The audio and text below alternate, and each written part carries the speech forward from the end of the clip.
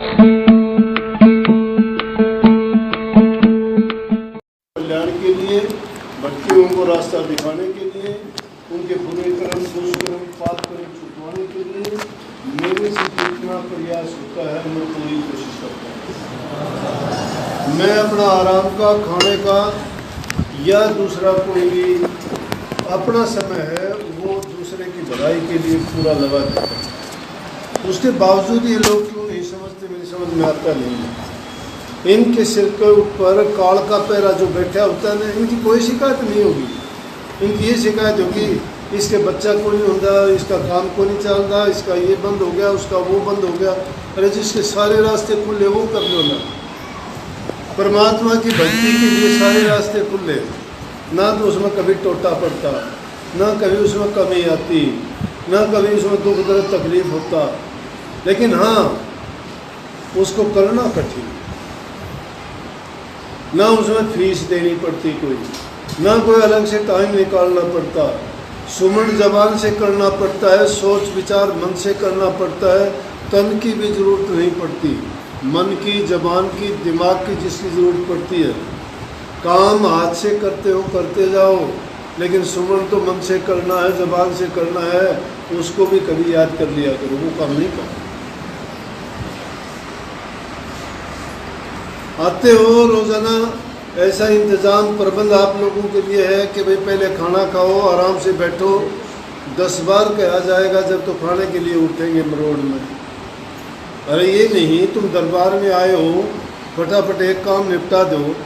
यहाँ भी आदमी इंसान होंगे जो तुम्हारी सेवा में लगे हैं। जब काम कहा गया फटाफट प्रसाद जिमो, उसके बाद दर्शन करने, दर्शन करो। दर्शन करके अगर टाइम मिलता है 2 घड़ी कोई सत्संग का वचन तुम्हारे कान में पड़ जाए, क्या पता इंसान का कौन सा वचन काम आ जाए। वो बात तो समझते ही नहीं है। फिर सत्संग का लाभ कहाँ से प्राप्त होगा आपको। तो जो आदमी सत्संग के लिए आता है उसकी दूसरी चीज़ पर दृष्टि नहीं होती। सत्संग में आता है आदमी दूसरे को परेशानी का कारण ना बने। जगह पीछे मिलती हो वहाँ सबसे पीछे बैठ जाए।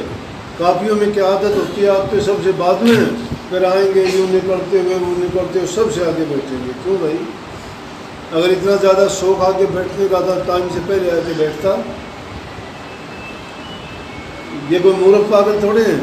और फिर दूसरी चीज़, ये एक थैली में तुम कोई तो मटरों की पान रखी है, खाने वाली चीज़ों की, कोई बिस्कुटों की, कोई टॉफियों की। ये लुटेरे बैठे या दुकानदार, ये कहाँ से लाते हैं चीज़ें। तुम कहीं से और कहीं से ले लो, यहाँ से सस्ती मिलेंगी। तो हम सोचो दरबार की, और दरबार की नहीं है। दरबार में तो जो प्रसाद मिलता है, खाने का मिलता है, उपदेश वचन का मिलता है। तुम ये क्यों बेकार की रोजाना पोटली उठा के और प्रसाद, क्या प्रसाद बना दे उसका। तुम प्रसाद मानते ही नहीं। प्रसाद तो जिसके लिए बनाया जाएगा उसके लिए विशेष रूप से प्रसाद के तौर तरीके होते हैं। प्रसाद दृष्टि डालने से होता है। किसी प्रसाद को विशेष तवज्जो दे के बनाया जाता है, किसी प्रसाद को विशेष काम के लिए बनाया जाता है। आप लोग तो एक तमाशा सोच लिया कि ले प्रसाद बना दे, मेरी तरफ कर दिया, लेके चल दिए। तमाशा है। प्रसाद अगर एक बार मिल गया तो कोई जरूरत नहीं प्रसाद का, तो एक दाना मिल गया गुरु दरबार का, वो प्रसाद है। प्रसाद को जानते नहीं, प्रसाद के महत्व को नहीं जानते। क्या काम करेगा वो प्रसाद। तुम तो कहते हो बच्चे खा लेंगे, वो प्रसाद थोड़ा वहाँ बना। किसने बनाया, सेवादारों ने बनाया। किसने बनाया, किस हलवाई ने बनाया, पता है किस जगह बढ़ के आया। तुम्हें तोल के देता है, पता है वो सत्संगी है कि नहीं है। लेकिन मूर्खता की बात, अच्छी बात, सच्ची बात कभी किसी को जस्ती नहीं है। भरम की बात जब है उसको मान लेंगे। सच्चे को सच्ची नहीं, पाखंडी को पकवान। गोरस तो गड़ियों बिके, मदिरा बिके दुकान। ये पाखंड को मानते हैं, सच्ची बात से भागते हैं। सच्ची बात को इनको जस्ती नहीं। हाँ, एक आदमी कोई झूठी फूंक मार दिया वो जज जाएगी, पक्की बात।